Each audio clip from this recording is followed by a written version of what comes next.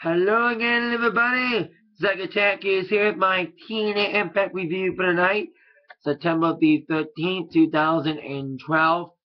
The aftermath of No Surrender, heading towards Bound for Glory. Tonight's Impact was okay tonight. We had some decent action. Main event was pretty good from what I saw. I've been kind of flip-flopping between the TNA tonight and watching the Bears game against the Packers. As of this taping, Bears are losing, sadly for me. But decent Impact. We saw a heel turn tonight, and we saw the No Surrender winner sacrifice the shot. That's how it began this evening, with that sacrifice being given was, of course, Jeff Hardy in full celebration mode. As of course, Jeff Hardy won the Bound for Glory series this past Sunday, beating Bully Ray. He was asked out to the ring by the TNA World Champion Austin Aries, who is supposed to face Hardy at Bound for Glory. Talk about their match, about how great it's gonna be. About Austin's like, Jeff, you bet a few words, yet they cheer for you. I tell my people to shut up, yet they still cheer for me too. So indeed. They're talking, and here comes Bully Ray interrupting the festivities. Somehow, how everyone's lucky that he's not the guy. Lucky Hardy won, but despite the fact he got injured early in the evening by the Aces and Eights, and Jeff Hardy won because he got lucky. Blah blah blah. And Bully Ray wanted a rematch. Jeff wanted it. They almost had an impromptu fight there and there. But indeed, it turned out that it would be official, that the main event would be a rematch in the Bound for Glory Series final. Bully Ray against Jeff Hardy. Stakes got even higher when Jeff decided to put up his Bound for Glory Series title shot. So it'll be a rematch as a main event with Jeff Hardy's title shot hanging in the balance. Speaking of title matches at pay-per-views, we have a rematch from this past Sunday's pay-per-view. No Surrender rematch as Sanjay Dutt took on Zima Iron for the X Division Championship. It was a decent matchup. Had some decent spots in there. Sanjay Dutt delivering the Warrior Stomp to Zima Iron. But despite that, an okay decent matchup, some okay spots besides that Warrior Stomp. But indeed, the victory going to Zima Iron with the roll-up. Kind of a cheesy roll-up, but indeed, Zima Iron retained the TNA X Division Championship despite the haters. Because I know a lot of people probably wanted Zima Iron to lose on Sunday and tonight against Sanjay. Feeling that Sanjay should be the champ. But indeed, Zima retains against Sanjay in a decent matchup. Now on to our next two matches, which are tag team title indications. Now, Kaz Daniels defeated AJ Styles and Kurt Angle. But indeed, both guys, whether we put up in matches, before they do have their matches, which I'll talk about in a moment, we had Bobby Roode coming out. Now, Bobby Roode left a month ago following losing to Austin Aries at Hardcore Justice. Of course, Roode couldn't get a rematch as long as Aries is champion. Apparently, Bobby walked out on TNA. He came back this past Sunday, screwing James Storm out of the Bound for Glory series, despite the fact that James Storm was the leader and the favorite to win it all. Got screwed in the end by his longtime rival, Bobby Roode. That, like I said, Roode went back home after he was screwed out of his rematches with Austin Aries. Then he came back to screw James Storm of the same opportunity he was screwed out of, blah, blah, blah. And James Storm and Bobby Roode had a huge fight going towards the back, had a huge brawl. Indeed, should be an intense rivalry between these two. I smell a possible match between them at Bound for Glory. It should be a very intense feud heading towards Bound for Glory. I smell a match like I mentioned. Well, that's out of the way. On to our first of two tag team indication matches. Now, Kaz and Daniels will not defend the titles tonight, but they would end up being in singles matches.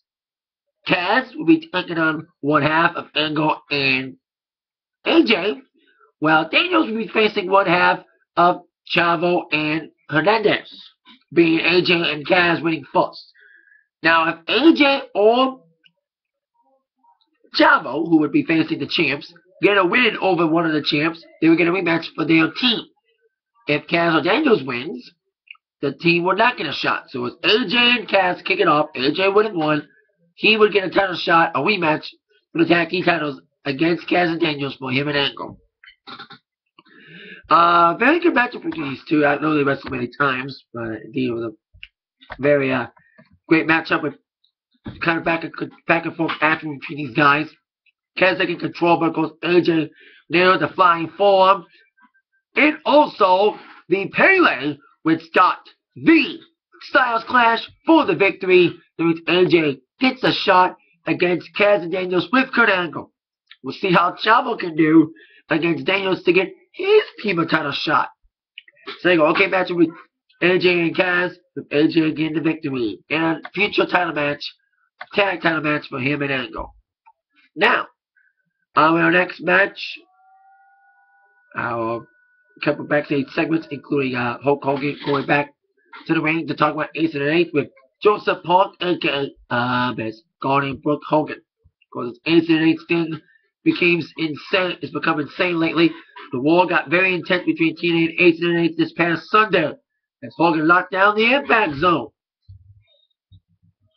And he said that the Impact Zone is going to be locked down forever. When he said that, the Ace and an Eighth appeared on the Titantron and asked if Hogan had locked them out or if he locked them in. That there is a mole in the company that might be a member of the Aces and Eights. Now, let's see if Hogan will get to that more. Of course, he had to talk about it. So there's been talks about a mole. Like, people thought, oh, James Storm is the mole. Or somebody else was the mole. But indeed, James Storm turned out not to be that mole, despite being accused too by Bobby Roode. But indeed, apparently now there is apparently a mole. We'll probably find it out in the next couple of weeks. So while Hogan gets that settled, and of course officially makes the match between Billy Ray and Jeff Hardy this evening in a Bound for Glory series rematch with the title shot on the line again. Like I said, we'll see what happens to Hogan and Ace and an Eighth later on in the evening. Now in our second tag team indication fight, we saw AJ defeating Kaz, getting him an Angle tag team title shot. Now it's time for Chavo to see what he got, as he took on Christopher Daniels with the same invocation. If Chavo would win, he and Hernandez would get a title shot against Kaz and Daniels as well. Saw a little bit of this match, like I said, because of football. But a decent, okay matchup from what I saw with Chavo nailing the Three Amigos and the Spark Splash for the victory. And of course, that means both Chavo and Hernandez and AJ and Angle both have title implications by winning their matches this evening in singles matches over the tag team champions, despite both tag team champions having a little bit of a leverage in the matches. Indeed, AJ and Chavo gets the victory. I smell a triple threat at Bound for Glory between these three teams. That could happen. So I predict Storm and Roode will wrestle at Bound for Glory. They're probably going to have a tag team triple threat now that AJ and Angle and Chavo and Hernandez have all earned title matches with these wins tonight.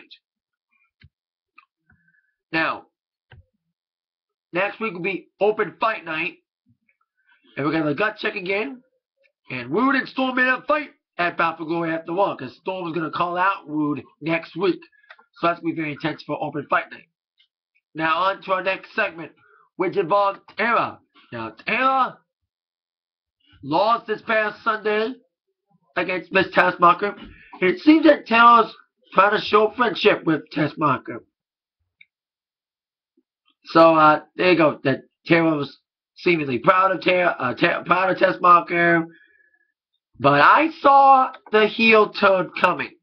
Because I saw Tara hugging Tessmacher. It seemed like Tara was going to just walk out gracefully. I saw her outside the ring. I was like, I had an instinct that Tara was going to come. Because Brooke was doing her posing in the ring. I said, I have an instinct that Tara was going to attack Tessmacher. Well, boom. Tara, yes, made a heel turn tonight. I kind of saw it coming. Indeed, Tara knocked the hair out of Tessmacher, delivering the widow's peak, sending a huge message to the champ that she is indeed the teacher. And she's just a student. Because, of course, they were tag team partners for a while. And Taylor claims that she taught Tessmacher everything she knows. We'll see what happens between these two. I smell that match also for Bound for Glory. Tessmacher and Taylor once again in a TNA knockout situation. This feud's going to get very intense now that Taylor's now going serious heel over apparently she's been holding back because she's been carrying Tessmacher, blah blah blah. So we'll see what Taylor has to say next week as she officially turns heel tonight by attacking Tessmacher after a apparent show of respect turns to disrespect. Then we saw a backstage segment with all of TNA management. Of course, Hogan got told by Ace and 8 that apparently there was a mole in TNA leading to Ace and 8's coming in. I think it's a more joke because the guy, you know, the guy with the mask that's got the reverend voice, it looks like Samoa Joe, but you can't tell because he's wearing a mask and a hood. So he's fat. The guy is big, so it looks like it could be Samoa Joe as the mole. So we'll see what happens. Hogan single out for being the mole. We'll see what happens in the next couple weeks to come. But I predict also that this mole, this Ace and 8's mole that's apparently in with Ace and 8's, will be revealed about for Glory. People thought the mole was James Storm, but now apparently someone else is this mole that's the head of Ace and 8's. I think it's Samoa Joe, but we can't really tell yet. Probably going to have more clues in the next couple weeks. But like I mentioned, I predicted that Storm will probably face Roode at Bound for Glory, even though they may fight next week. Predict there'll be a tag team triple threat. Taylor and Tessmacher for the knockouts. I also predicted Bound for Glory that there will be the mole being revealed. Like a 10-10-10 moment. Like they're here or whatever. So we'll see what happens with that. Now on to our next match, our main event. As Jeff Hardy took on Bully Ray with Jeff Hardy's #1 contendership for the World Championship at Bound for Glory on the line. A rematch of the Bound for Glory Series final. Now, very intense matchup, especially in the last 5 minutes. Bully Ray and Hardy fighting back and forth as they knew the implications of this match. Huge match. Of course, the title match on the line at Bound for Glory. Now, the last 5 minutes were very intense. Very back and forth action. Near fall after near fall. Decent spots. By the way, I didn't mention a spot. I need to mention this going off topic. I apologize for this. But I didn't get to mention during the AJ Kaz match a killer DDT AJ did on Kaz at the apron. That was a killer move. But indeed, there was a lot of killer moves between Jeff Hardy and Bully Ray doing their finishing moves.